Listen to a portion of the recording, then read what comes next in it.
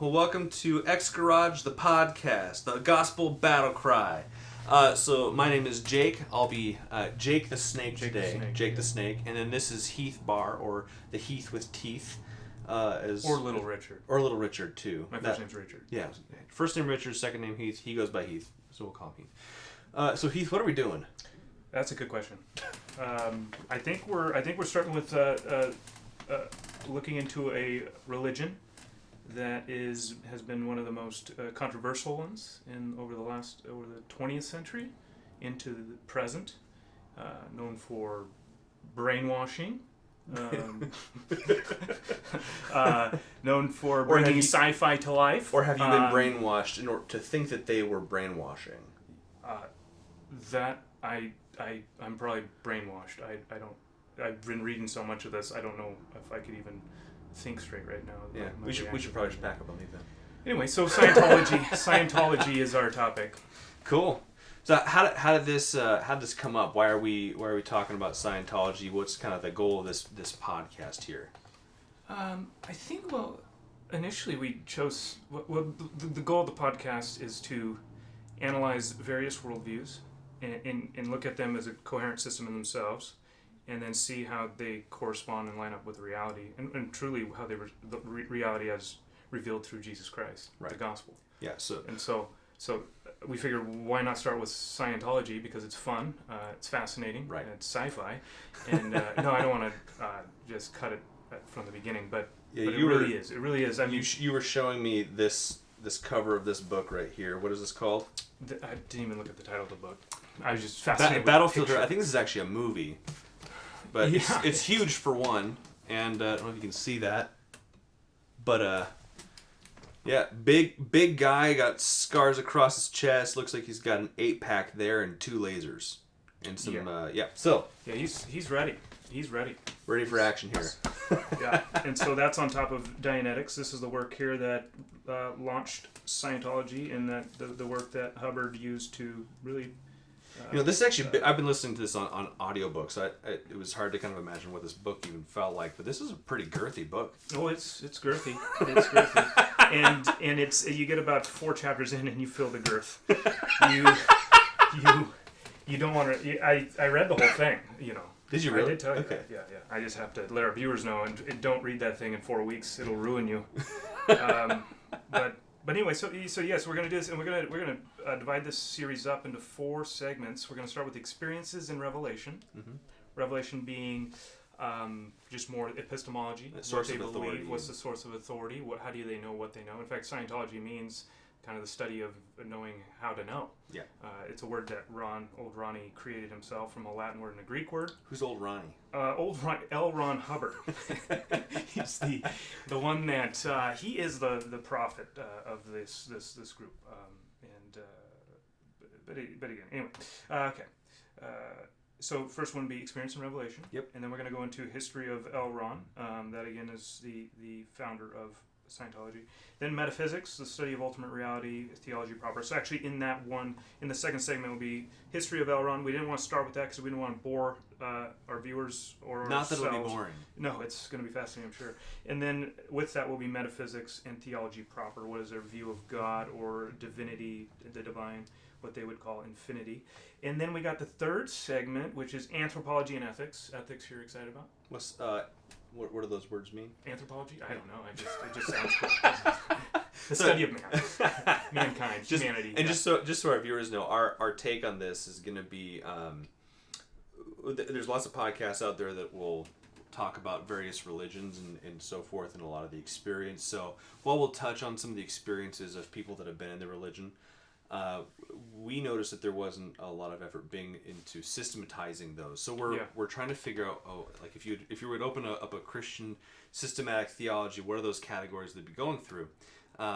So while we're looking at this religion, we're kind of looking at it from a systematic approach. How do we understand the different categories that they present? Yeah. So as much as we joke around or tease or jest, a lot of it is going to be coming from it as what do they say about their doctrines, their teachings, and then critique it. But obviously, as we're flowing in conversation, we might be critiquing it sooner than later. But we do have all our notes written out in a form of pretty much a book.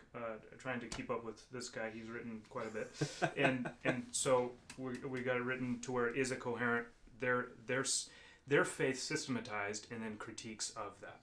And by the way, if anybody wants the notes and other stuff that we've worked on, that will be available on our Patreon page. Yes. Yeah, yes.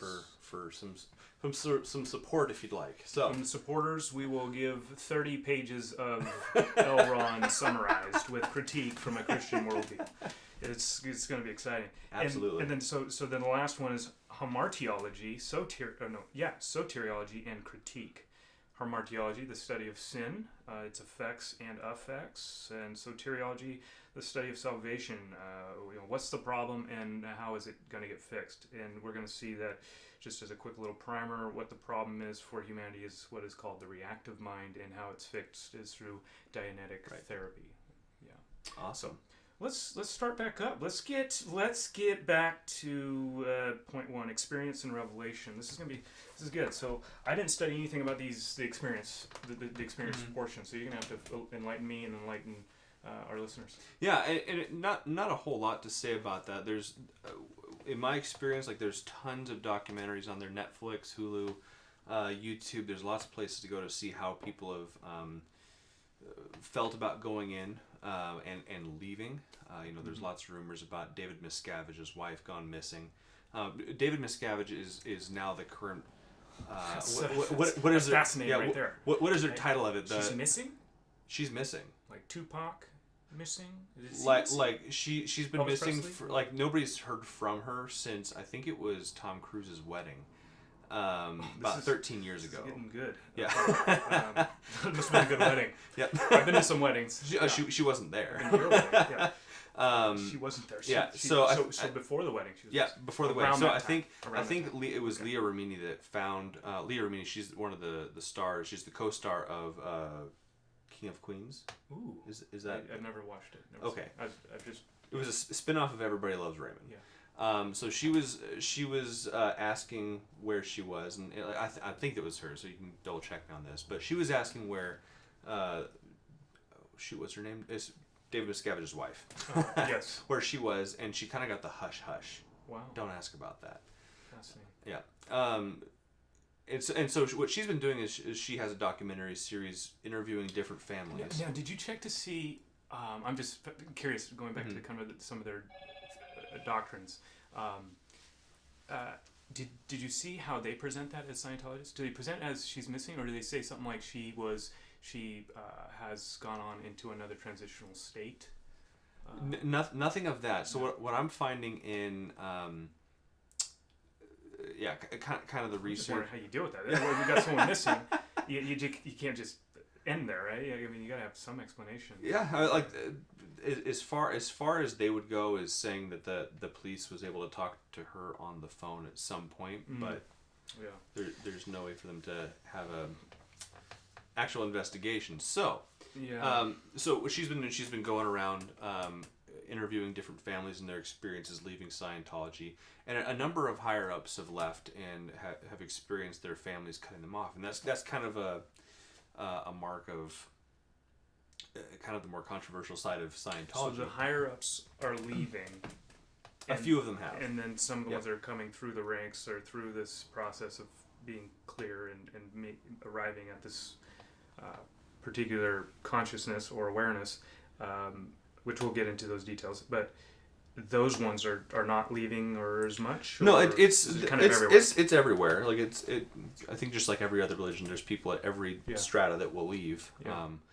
Probably the higher up you go, the harder it is to leave. Okay, that's what I was thinking. Yeah, more repercussions. But there's a few of them that have. And you're invested at that point. Yeah, and you're invested at that point. I mean, in more ways than one. Yeah. Your career is dependent on and your family, so it's kind of a both and. But so that being said, there's a lot of a lot to say that it very much seems like people, when they leave Scientology, they actually lose their families, likely if their families decide to stay, because they're told to cut them off as a suppressive person, which is a a title. If you ever watch there's a Tom Cruise, not documentary. What am I thinking for? An interview where he's talking about suppressive persons, and it's very weird to watch. But a suppressive person, if they're deemed a suppressive person by the church, to a degree, you're supposed to cut them out of your life, and have no communication with them. So yeah, that's that. Yeah. So, is there one more experience that stands out to you that I think would be good to just kind of see the practical implications of where Scientology leads for kind of, yeah. So, a lot of people, and I'll argue later. I think for all of them, it really is a system of suppressing the truth, which makes matters worse. Yeah, certainly. But are there cases where you see just more outrageous cases? You got the missing person. You've got people leaving at the top. Anything? Yeah, the biggest one I think is cutting off family, being forced to cut off your family. There are instances where it seems very likely that they are spying on people that have left or might leave. Yeah. Well, I heard there's something, I don't know if this is true, you can back me up, something about them even going after the government, sneaking into governmental agencies and trying to collect stuff. I don't even know what they're collecting, so just going about things according to their own laws. Well, one thing I found was interesting,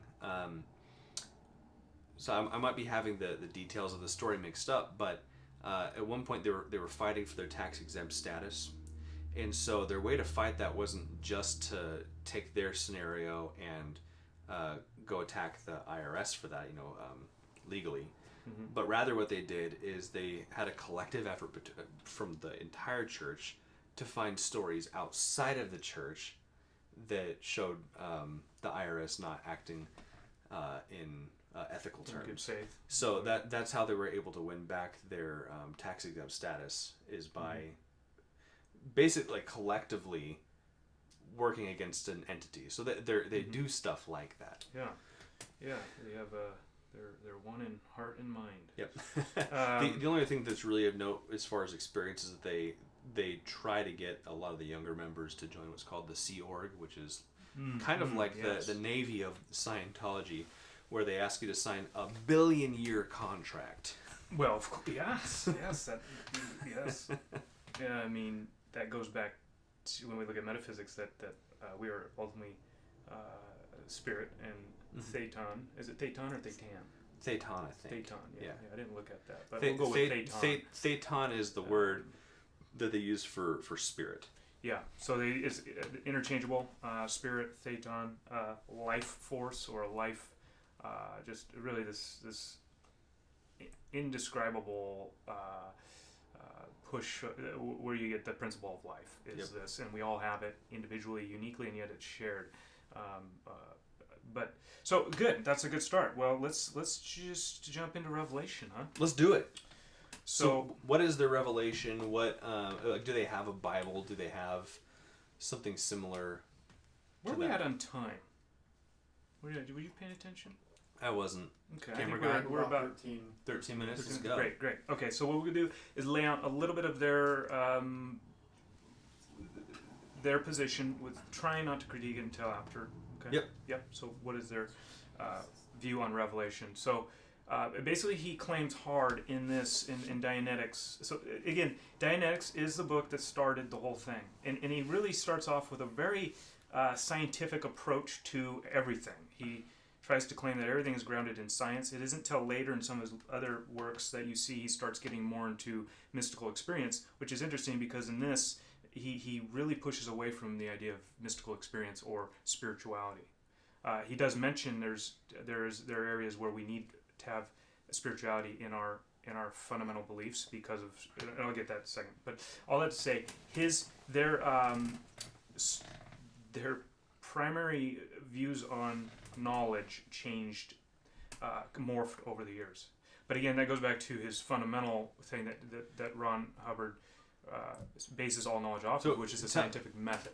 Right. So the scientific method in their eyes is a large part of how the religion functions and how they gain knowledge.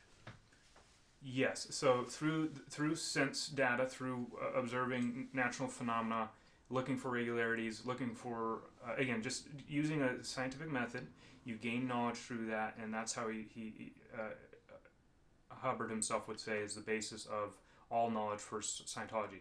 Um, and then because it's based on a scientific method, he also allows for new variables to come in, not conflicting with his foundational ones. One thing he's very clear about is, in fact, I might have a quote here.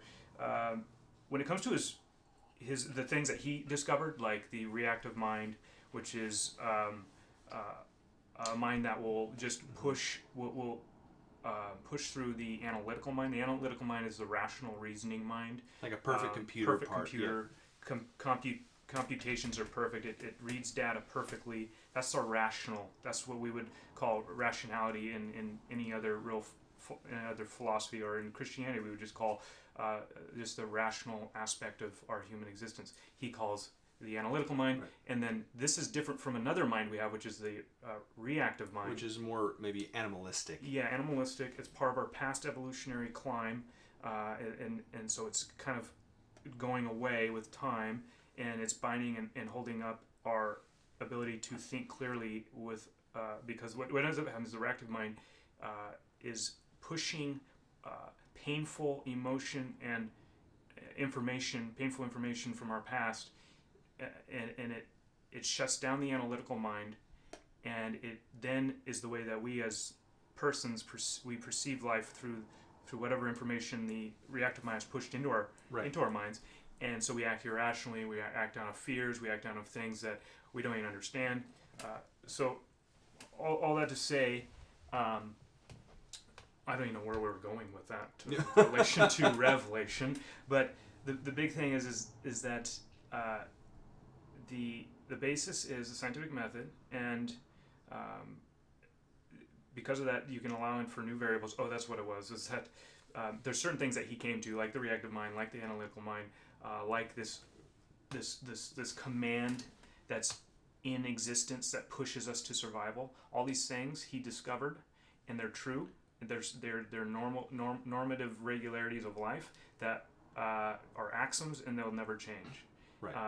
And so is so long, and on his foundation, you can then build with more variables, but you can't change his foundation. Right. So and Scientologists would agree to that. They would say Ron's works, Hubbard's works, are like their foundation of their canon, and then their canon is open. Based on that foundation, their canon is open to new revelation, which is why, again, you can't in Scientologists, or a lot of times people say they abrogate, they add stuff that conflicts. Well, for them, that's part of their faith. Mm-hmm. That's part of it. It's based on the scientific method, and more data is coming in, so we can add more stuff, or it might change slightly the way we think about the models of existence. What do you mean by abrogated? To add something later that conflicts with something before. Yep. Yeah. One thing I was curious about is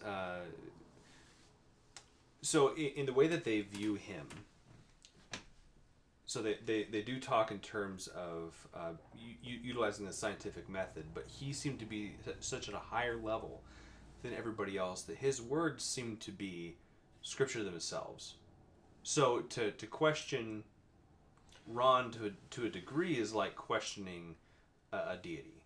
Does that seem like it rings true with your reading of? Oh, definitely. And what's interesting, again, in Dynamics, he doesn't mention himself as a deity. He doesn't. He even uses the word unmoved mover for God at this point, right? And no one's going to disagree with that in terms of like people that are.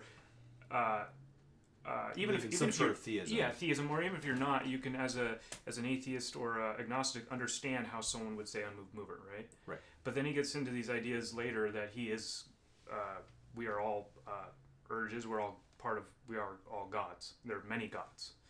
So he's got a blend of various. We'll look at that in a bit, but it's basically pantheism along with polytheism, along with probably what started off sounding more just theism, or just even maybe a monotheism. It actually was truly, as he writes more, you begin to see that it's polytheism to the max, and maybe even just another form of Hindu pantheism, and pantheism is just God is in all things. I think why we put him in a polytheistic group, Walter Martin would, is because we are each our own divines. Right. So, but going back, I think we could say this on a critique, is that the vast majority of Scientology's objective truth claims are merely philosophical assumptions. Right. The idea of a reactive, let's just list a few. I think I listed a few. So Hubbard's whole theory rests on ideas like the command to survive. We'll explain these, hopefully we'll have time. The command to survive, engrams, a standard memory bank where memories are filed, a subconscious reactive mind that is always conscious, a person or I that is distinguishable from the mind itself, yet subject to the reactive mind. Again, that mind that will force itself on you to think irrationally, which again is funny because then it justifies sin. We can get into that later. Then you got the reactive mind as a leftover aspect of genetic ancestry, but it's also that might be more like the engrams, because engrams are part of a physiology. But let's hold off on engrams for now, because we're gonna get there. Okay. Yeah. But in short, engrams are kind of the essence of like bad things being left over from either lives you lived in the past or sense data gets stored in our physiology, and it's immaterial reactive mind pushes that information back on us. The example that he gave was of somebody driving a car, getting into a car wreck, and so a lot of the research or research that they compile, it has to do with healing. So that the goal of Scientology, or a lot where it started, is kind of how do you correct a lot of these ills in your life, including physical healing. And he was talking about if somebody got into a car wreck, he's carrying that car wreck engramically with you. So in your memory, you are kind of at a constant state of recall, and it makes healing much more difficult. If you were to be able to let go of it, forget it, or deal with it through therapy, you would then be able to move past and either heal more quickly or maybe even be able to bypass healing itself. Yeah, and that's how he actually gets into ancestral carrying the attitudes and behaviors and even illnesses of the past in a family, because these things are genetically engrams are passed. But what's interesting is to this point of revelation is that Hubbard really just closed his philosophic assumptions with scientific language. Yep. That's what it is at the end of the day. It's really all these ideas are not proven. He says, for an example, this is from the book, the reactive mind is the entire source of aberration. Again, that illogical thinking that hits the mind is this reactive mind. He doesn't actually prove it. He doesn't show any data for it. He shows nothing that could substantiate it, but it's assumed as a proposition. And then from there he says, it can be proved and has been repeatedly proven that there is no other way of aberration. For when the engram bank, which Jake just finally explained, finally as in well, thank you. Not just we finally got it finally, out there. Thanks. So this he says all symptoms vanish and man begins to operate at his optimum pattern when these engrams are gone, like you mentioned. And so I think what's funny is he actually quotes and says, when it comes to biologists, psychologists, and psychiatrists who were telling him that he had a sci-fi type, it's not science, what they were doing is sci-fi and science fiction, he responds and says, these scientific pots who are calling everyone fakes might have done a bit better than to try to foist off on the world mere religious superstitions as scientific basis on which all their whole science is laid. So he's basically saying all those other scientists are really guising their philosophies in the language of science. Right. But he's doing the same thing. Right. And I think he knows it at the end of the day.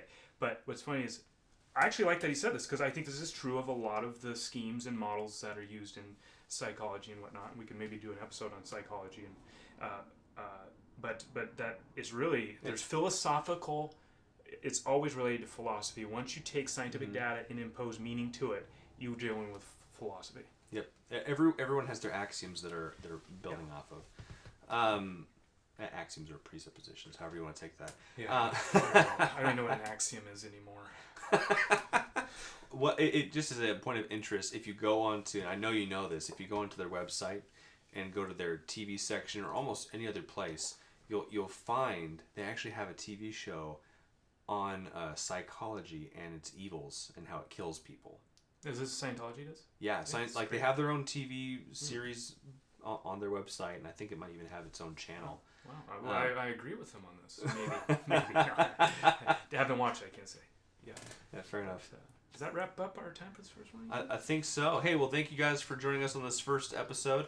Love to see you guys around next time, and until then, yeah, we're gonna talk the next one. What is it again? What are we doing?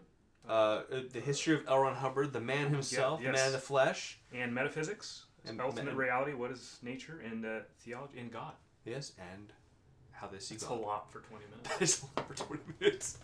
Cool. Thank you. Well, until next time, see you guys around.